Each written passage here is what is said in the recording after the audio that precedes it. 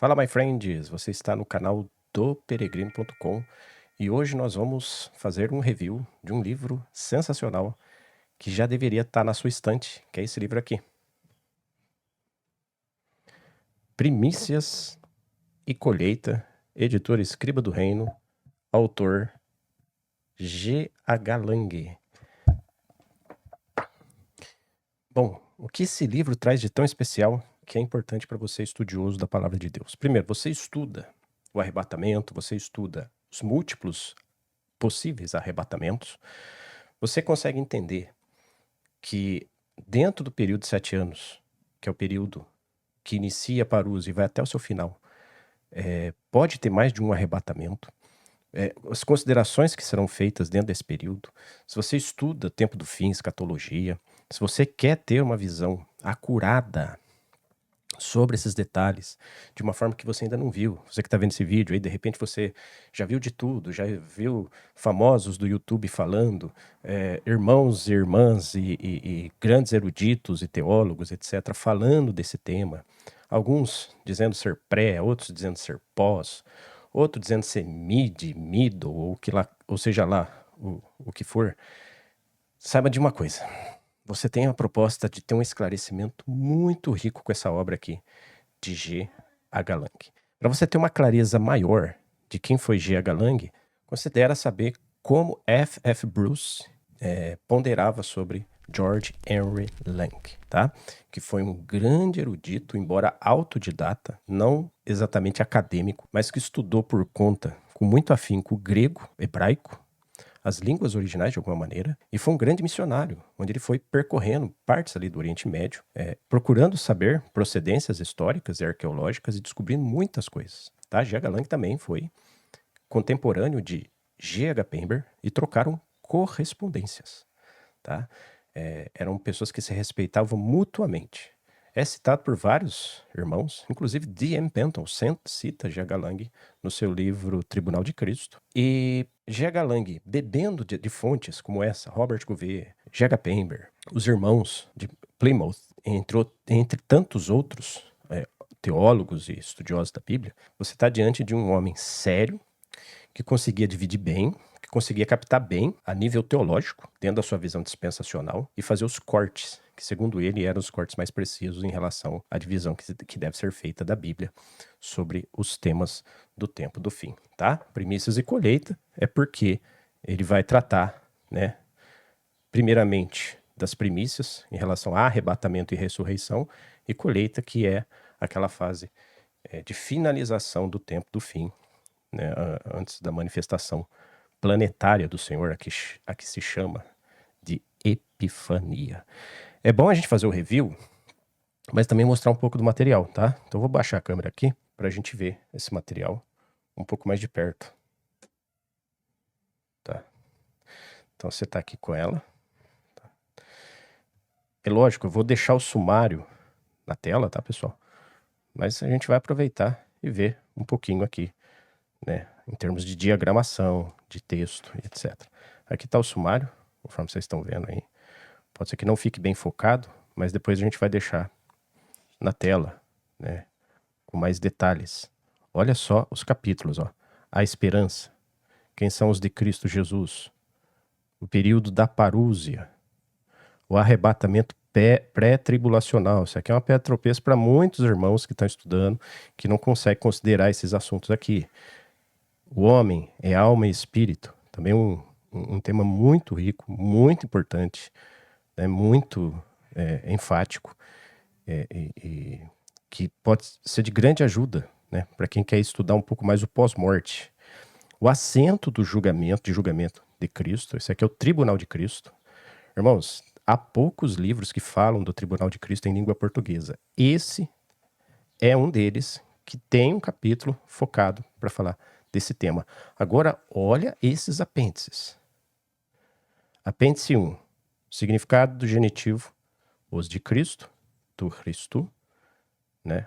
A partir de 1 Coríntios 15, 23, que vai estar falando das tagmas.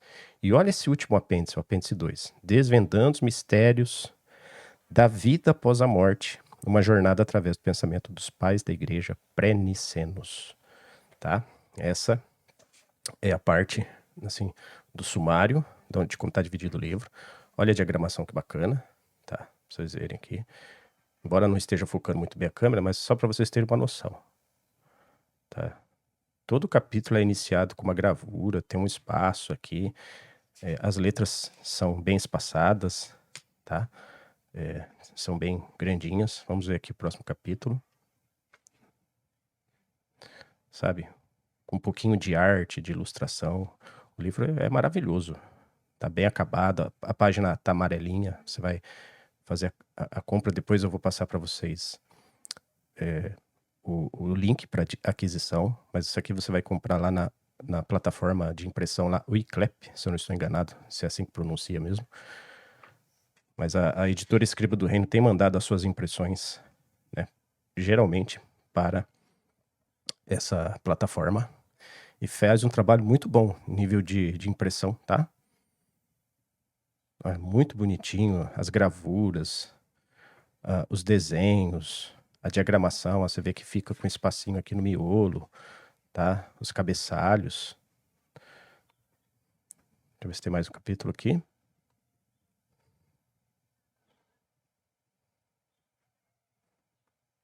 Aqui já são os apêndices, tá?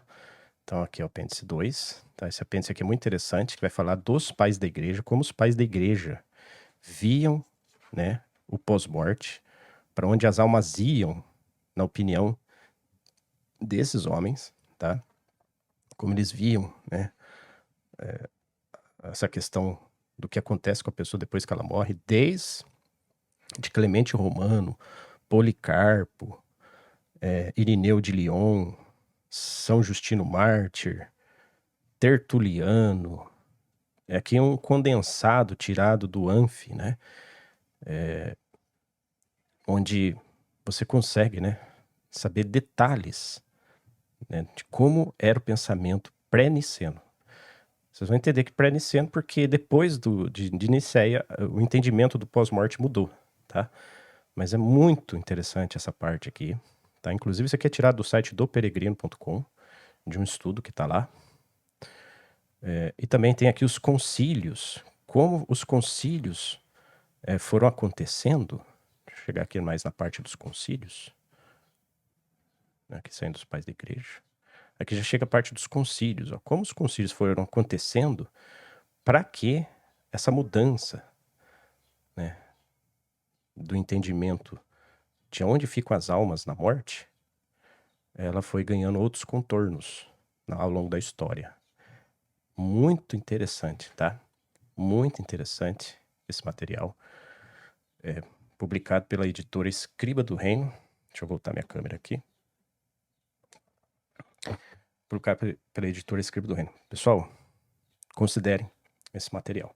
Vamos falar um pouquinho mais, para não perder muito o foco. Eu acabei criando aqui umas telinhas e a gente vai falar um pouquinho do livro. Conforme vocês estão vendo, essa é a figura aí. Esse é o autor do livro, G.H. Lang. E esse é o livro aqui, Primícias e Colheita, tá? Para vocês verem com um pouquinho mais de detalhes. Vamos passar aqui. Então aqui, ó, para vocês terem uma noção melhor do sumário, tá? A esperança, quem são os de Cristo, período da parúzia, arrebatamento tribulacional, homem, alma, espírito, assento, julgamento de Cristo. Eu vou tentar falar um pouquinho, porque assim, nesse capítulo aqui, é inevitável algum spoiler aqui, tá? Mas eu acho que a gente tá aqui para aprender, não para ficar criando expectativa para isso ou para aquilo. Então já vamos falar um pouquinho. A esperança aqui, o foco desse capítulo é falar do corpo de glória. Meus irmãos, my friends, se você estuda a questão do corpo de glória, eu acho que vale a pena você colocar esse tema, esse material diante dos seus estudos. Tá? Por quê? Lang ele vai falar, podemos na morte imediatamente comparecer no trono de Deus? Temos condições para isso? O homem está completo nessa situação para que ele possa, né, ter a visão beatífica, contemplar Deus, ficar diante de Deus? você vai ver que ele traça assim detalhes riquíssimos da palavra de Deus para dizer que não, você não tem condições de na morte já ter totais e plenas prerrogativas condicionais para ficar diante de Deus como os serafins e os querubins, porque você não tem corpo. E aqui ele vai falar da necessidade do corpo. Irmãos, é precioso demais esse capítulo, porque além dele falar da necessidade de um corpo adequado para que você fique diante de Deus, ele vai ter que falar também do meio para você adquirir esse corpo, que é a primeira ressurreição. Então, se você não só estuda o corpo de glória, ou que tipo de corpo que o crente tem que ter, mas também você quer estudar as ressurreições, ou alguma diferença de ressurreição, ou estudar a ressurreição de modo geral, começa por esse livro. É um bom começo, porque não tem só o capítulo A Esperança. O capítulo A Esperança, os que são de Cristo Jesus também vai tocar nesse ponto, o período da parúzia e o arrebatamento pré-tribulacional. E até a parte do homem, a alma e o espírito também vai tocar nos pontos da ressurreição. E até o assento de julgamento de Cristo vai tocar nos pontos de ressurreição. Eu sei que a editora Escriba do Reino tem outros livros que são excelentes para falar de ressurreição. A Ressurreição de Cristo é a nossa, de Robert Gouvet, também é muito bom.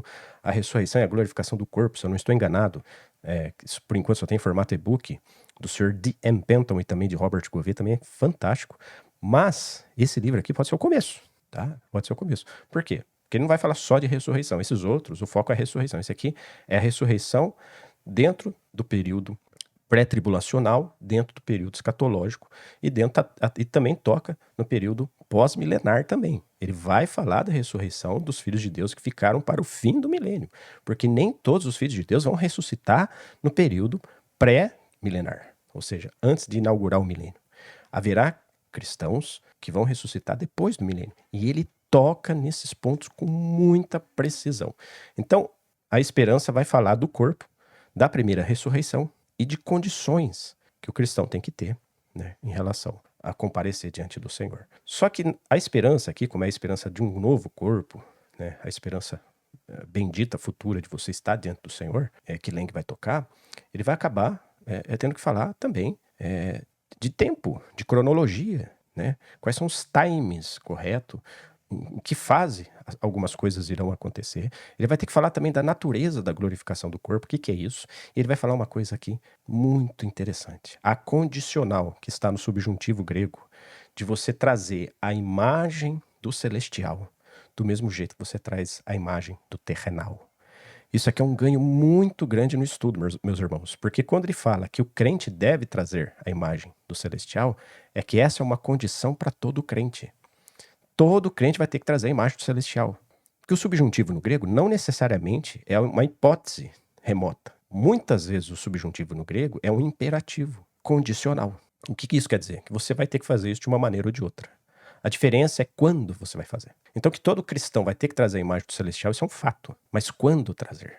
Essa é a diferença. Esse é o ganho, essa é a vitória. Se você trazer a imagem do celestial antes, você tem um milênio inteiro para desfrutar disso. E a imagem do celestial é trazer as condições de você ter esse corpo por meio da sua vida. Você teve uma vida diante do Senhor que carregou, que fez você acumular a forma celestial na sua vida, por meio de seus padecimentos e sofrimentos e da sua fidelidade a Cristo, que naquele dia vai formar para você essa imagem a qual o seu corpo ganhará glória e recompensa e condições para estar reinando com Cristo no reino dos céus por 1000 anos. Então, todos esses detalhes, essa condicional do subjuntivo, ele falar que um crente não pode comparecer diante de Deus sem um corpo adequado, a primeira ressurreição e a segunda ressurreição, que no caso, quando ele se refere à segunda ressurreição, ele está falando da última ressurreição que está lá em João 6. E todos os detalhes desse tema está nesse capítulo aqui, irmãos. Vocês podem ver que são 22 páginas, né, só falando disso. Aqui ele vai falar dos quem são os de Cristo Jesus. Por quê? Os de Cristo Jesus não é o que a gente pensa. Não é ser de Cristo pelo novo nascimento, mas é ser de Cristo por intimidade, por se achegar a Ele. E ele vai provar isso mediante a Bíblia. Uma coisa que eu quero falar assim de Lenk estava muito avançado no seu grego. O grego bíblico de Lenk já tocava questões, por exemplo, aspectuais, que só gramáticos mais modernos do século XX, gramáticos sérios, né? Porque a gente sabe que tem muito gramático que, por meio da alta crítica, eles acabam se debandando para alguma linha um tanto liberal demais, que acaba fugindo da realidade bíblica, mas gramáticos sérios, como Stanley Porter e outros tantos, eles perceberam que o verbo, no grego, ele tem características que fogem do tempo. E Leng já tocava isso. Leng já via o aoristo, por exemplo, como uma coisa completa, uma visão completa. Leng fala isso nos seus livros, e Leng já tinha uma visão aspectual, não sei se pessoalmente, ou se ele estava embrionando esse assunto para sua época, que ainda era muito voltada ao tense, ao tempo. E o grego de Leng excedia o tense. Ele ia para aspecto. E ajudou Leng a ter muita noção de muitas coisas. Era um grego afiadíssimo, impressionante como esse irmão era dedicado à erudição, às línguas originais. Então, você vai perceber isso. Ele faz muita citação de grego nesse livro. Esse livro tem muitas partes assim de grego, do grego bíblico. Claro que a maioria das vezes aqui está transliterado, mas você vai ver muito grego aqui, muitos detalhes do grego, tá? E ele percebeu que os de Cristo Jesus, pelo grego bíblico, não é simplesmente você ser de Cristo só pelo novo nascimento, mas é você ser de Cristo porque você crucificou sua carne com suas paixões, conforme está em Gálatas. Então ele vai dizer que esses de Cristo são diferentes. Irmão, só o ganho de você ter esse entendimento vale o livro. Por quê? Porque você, com esse entendimento, você pode buscar ser do Cristo. Você precisa ser do Cristo. Estar em Cristo é bom, mas ser do Cristo é a que vai te dar as condições para você ser arrebatado por conta da parúzia dele. Só estar em Cristo não vai te dar essas condições. É lógico que o mais importante de tudo é estarmos em Cristo, mas o Senhor quer que a gente vá além, a gente seja do Cristo. Então vale muito a pena esse capítulo. O período da parúzia também é muito interessante, porque ele vai falar de um arrebatamento que acontece antes, ele vai citar o filho varão, ele vai falar de eventos dentro da grande tribulação, os eventos apocalípticos. Ele vai falar no período da parúzia, que o arrebatamento é condicional, e ele vai provar para você que é condicional. Ele vai usar citações assim que derrubam muito, com muita transparência, com muito, assim, é factual o que ele fala aqui, porque uma das coisas que você vai perceber de G.H. Lang também é que ele é muito agudo, ele é muito perspicaz. A sua teologia não deixa pontas soltas. Então, para você conseguir divergir desse irmão, você tem que estar muito embasado na Bíblia. E mesmo que você faça alguma divergência com ele, como eu, pessoalmente, com o máximo de respeito tenho em relação ao capítulo O Homem, a Alma e Espírito, mas mesmo assim você ainda consegue aproveitar muito daquilo que você não divergiu. Irmãos, é tremendo. Então, aqui no período da parúzia, peço aos irmãos que estão estudando esse assunto, do assunto do arrebatamento, vale a pena você colocar esse livro para você estar observando, tá bom? E aí nós temos o arrebatamento pré-tribulacional, onde ele vai falar mais das condições do arrebatamento. Ele vai citar esses arrebatamentos, além do período da parúzia, que ele tem, né, pessoalmente, uma ideia de que o período da parúzia se refere muito mais ao final da parúzia, o tempo do fim, mesmo onde Jesus vai fazer e manifestar a sua epifania. Mas você vai perceber que Lang tem essas considerações muito mais por causa do tribunal e do julgamento de Cristo, porque a gente sabe que no tribunal de Cristo, e também aqui eu tenho uma pequena divergência dele, a gente vai comparecer de forma pública. Para ele, o comparecimento de forma pública é só para receber a recompensa. Porque para ele, Lang vai dizer que a gente já foi julgado e a gente já recebeu um julgamento, uma espécie de prima facie da nossa sentença, daquilo que aconteceu conosco. A gente já sabe se a gente é derrotado ou vencedor. E no dia da parúzia, a gente vai ser ressuscitado para receber a recompensa. A gente vai chegar nesse ponto, mas já dizendo para vocês que tremendo, muita riqueza aqui, irmãos, muita riqueza. O homem, a alma e espírito, ele vai falar, aqui é muito interessante, que quando você morre, você entrega o espírito, e você vai como uma alma para o Hades, é verdade. E tem uma página que ele faz uma leve correção, vamos dizer assim. Ele entende que existe o espírito substantificado, que seria uma espécie de layout humano, e que o sopro, que é o que volta para Deus, né? Eu falo isso porque alguns irmãos, às vezes, vai para um extremo muito grande. Tipo assim, não tem mais espírito no Hades, né? Quando a pessoa morre, não tem mais espírito. Mas se não tiver mais espírito no Hades, eu não consigo adorar a Deus, porque a Bíblia fala que eu só posso adorar a Deus em espírito e em verdade. Né? Então a gente voltaria aos métodos de adoração antes do espírito em verdade, quando a gente morre? Não sei se posso concordar com isso. Além disso, a gente é regenerado no espírito humano. O que é nascido da carne é carne, o que é nascido do espírito é espírito. Então, o que regenerou em nós foi o nosso espírito. Se o espírito todo, se a gente perde totalmente a parte do espírito, a gente perde a regeneração. A gente fica sem estar regenerado no além-vida. Também não tem como concordar com isso. Mas é lógico que depois você vendo melhor, inclusive, eu acho que isso está na página 125, vou até dar uma olhadinha aqui. Isso, na página 125, ele corrige, né? Esse assunto está até marcado aqui.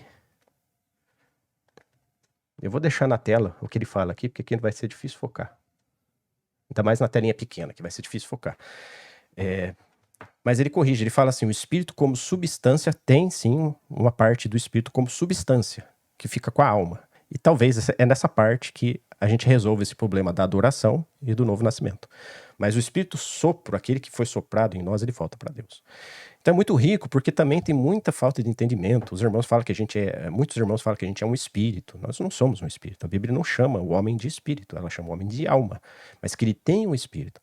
Então, o irmão Lengue ajuda a equilibrar. E na página 125, ele coloca esse adendo de que uma parte substantificada, que é espiritual nossa, também vai para o além-vida, tá? Aí tem o assento de julgamento de Cristo. E aqui no assento de julgamento de Cristo, é muito interessante, porque para Lengue, a primeira ressurreição, ela se dá somente para aqueles que vão subir na parúzia para comparecer publicamente ao tribunal de Cristo. Os outros vão aguardar a ressurreição, desencarnados. Esse é um ponto que eu diverjo também um pouco dele.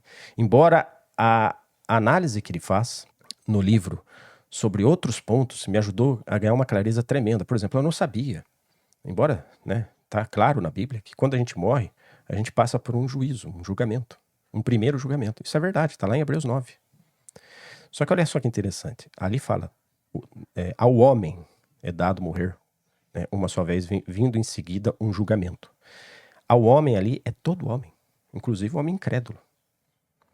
Então, algum homem que teve alguma dificuldade de percepção do evangelho, e aqui eu entendo até crianças e pessoas com alguma deficiência vão ter uma audiência, né, para que alguma coisa ali se resolva. No caso, assim, de pessoas que não puderam ter acesso ao evangelho, ou crianças, ou pessoas com alguma limitação mental, nesse primeiro encontro, né, antecipado ao tribunal de Cristo, no caso do cristão, e no caso de uma pessoa que não teve clareza do evangelho, esse é o momento que essas questões podem ser resolvidas, tá? É claro que ele não fala bem isso. Ele fala que nós já somos julgados durante a vida e até mesmo depois que a gente morre, a gente passa por esse julgamento. E aqui a gente tem a sentença do que acontecerá conosco. A minha pequena divergência dele aqui é porque essa palavra de Hebreus 9 se refere a todos os homens. Né? Porque todos os homens morrem uma só vez. Não é só o cristão que morre uma só vez. E esse comparecimento se dá para uma primeira audiência, para alguns detalhes que a gente nunca vai saber dizer exatamente que detalhes são esses, ou como isso pode acontecer, o que de fato isso se refere. Mas a gente sabe que a gente tem uma primeira audiência. O mesmo crente antes do tribunal de Cristo tem essa primeira audiência. Qualquer outro homem tem essa primeira audiência. A gente passa por um juízo, um prima facie. Eu não sei se eu posso dizer algo como uma primeira instância, mas algo semelhante. Tá? E o ganho desse entendimento está nesse livro, com outros detalhes, tá? Então, se você quiser seguir essa linha de que nem todos vão ressuscitar com o corpo para comparecer no tribunal de Cristo, você vai ganhar base nos argumentos de G.H. Lang aqui, tá? Que são fortes, embora eu consiga me desvencilhar de algumas coisas ali que ele fala, por meio de algumas passagens bíblicas, eu entender que todos os cristãos vão comparecer com corpos na parúzia do tribunal de Cristo, e ali eles vão ser julgados para ser aprovados ou reprovados, tá? Mas é uma outra questão, né, que Lang também toca aqui um pouquinho, sobre a questão da disciplina dos filhos de Deus, porque alguns cristãos só vão ressuscitar no trono branco, e aí ele cita o livro da vida, e por que abre o livro da vida no trono branco. Irmãos, é impressionante. Assim, para todos esses assuntos, você tem em mão algo dessa magnitude, meus irmãos. É algo impressionante. É algo impressionante que está aqui, tá?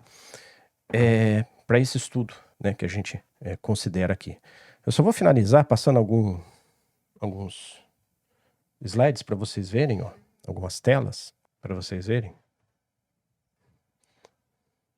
Então aqui a esperança, né, a importância do corpo celestial, conforme a gente falou, o círculo íntimo dos que estão em Cristo, o período da parúzia, né, é que ele vai desde a primícia até a colheita, ele vai explicar isso, o que são as primícias, o que é a ressurreição das primícias. Uma coisa que é muito interessante, você vai ver Lang citando vários autores. Ele cita Hudson Taylor, ele cita Vine, ele cita Pember, ele cita Darby, ele cita Halford, o grande erudito do grego, ele cita Robert Chapman. Ele cita, assim, pessoas assim de grande peso, de grande erudição, que você possa imaginar, sabe? Citando tanto, às vezes, para divergir, quanto para convergir. Muito mais para convergir. Muito, muito bom. Cita Gouveia. Então, vocês estão diante de um autor que ele tem referência. Não é aquele que tenta ser inovador, não. Que inventa as coisas, que tira as coisas da cabeça. Ele tem referência. Vocês estão entendendo? Voltamos lá. Então, nós temos aqui o período da parúzia, o arrebatamento antes da tribulação. Ele vai falar de um arrebatamento que acontece antes, tá? Tem um arrebatamento que acontece durante, que são os do Cristo, mas vocês vão ver aqui muita base para ele falar isso aqui, tá? E também, por fim, né, ele vai falar daqueles que vão ser só colhidos no finalzinho. Tá? Por isso que o nome do livro chama Primícias e Colheita. Tem uma colheita inicial e tem uma colheita final.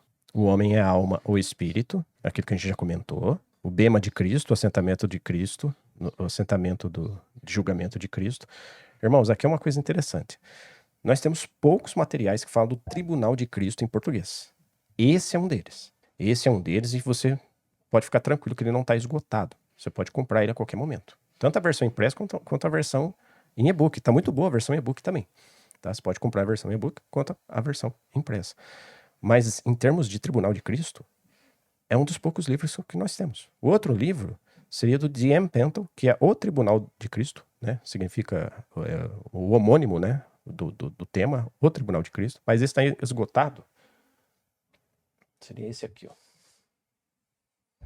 Mas esse livro está esgotado. Infelizmente, não temos, você não vai encontrar ele. Não tem versão digital também, infelizmente. Era uma coisa que poderia resolver simplesmente com a versão em Kindle, né? É um livro tão, assim, não é tão grosso.